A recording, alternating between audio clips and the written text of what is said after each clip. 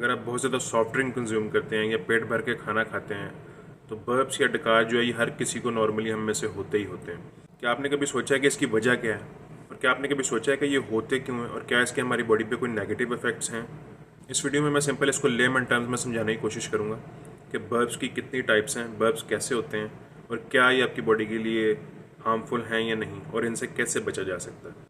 दो main reason है जिसकी वजह से अमूमन बर्प्स होते हैं हमें। सबसे पहली तो बड़ी कॉमन चीज़ है कि हम जो भी खाना खाते हैं उस खाने की डाइजेशन के लिए जो बैक्टीरिया उसकी डाइजेशन करते हैं, डाइजेशन में हेल्प आउट करते हैं, वो एक स्पेसिफिक गैस रिलीज़ करते हैं। ये वही गैस आपके स्टमक से रिलीज़ होती है।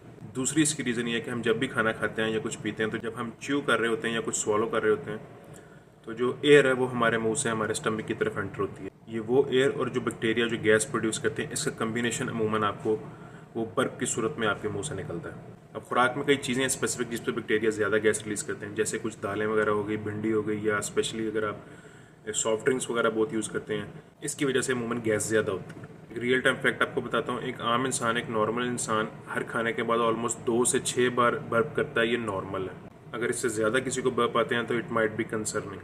मैं इस वीडियो में आगे डिस्कस करूंगा कि क्या क्या वजूहात हो सकती हैं उसकी।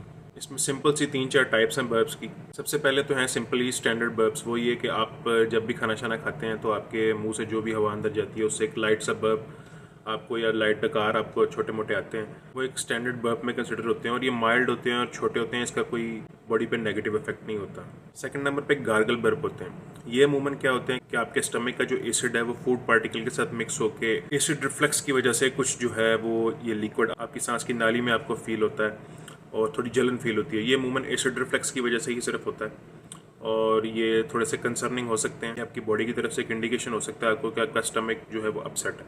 फिर सुपरसोनिक बर्प्स होते हैं। ये अमूमन ज़्यादातर उन लोगों में देखे जाते हैं जो कि सॉफ्ट ड्रिंक्स का बहुत ज़्यादा यूज़ करते हैं।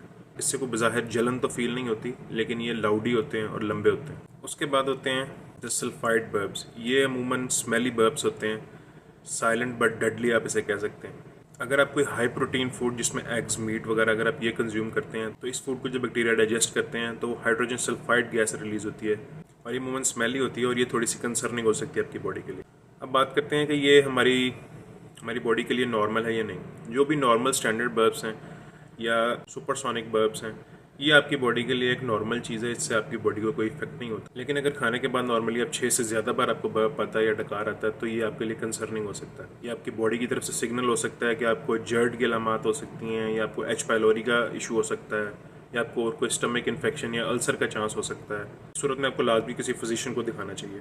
कुछ चीज़ें हैं जो नॉर्मली बर्प्स जिनको अगर ज़्यादा आते हैं वो अपने घर में कुछ चीज़ें कर सकते हैं या कुछ आदतें अपनी वो चेंज कर सकते हैं जिसकी वजह से ये इशू उनसे रिजॉल्व हो सकता है। आप कोशिश करें आप जब भी खाना खा रहे हैं आप स्लो खाएं और कोशिश करें ज़्यादा मुंह खोल के मत खाएं।